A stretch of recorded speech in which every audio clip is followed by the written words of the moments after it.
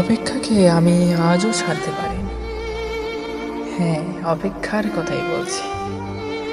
ভালোবাসার রক্তিম ধারালো স্নিগ্ধ ছোঁয়ায় এ হৃদয় থেকে এক এক করে ছেড়ে গেছে সব লোভ, হিংসা, ক্রোধ, অহংকার, স্বার্থপরতা, সব কিছু। কিন্তু অপেক্ষা অপেক্ষা আমাকে আজও ছেড়ে যেতে পারেনি। আমি ভালোবাসার জন্য সব কিছু ছেড়েছি, শুধু অপেক্ষা ছাড়া। অপেক্ষাকে আমি আজও হৃদয়ের গহীনতম অংশে অবরুদ্ধ করে বেঁচে আছি।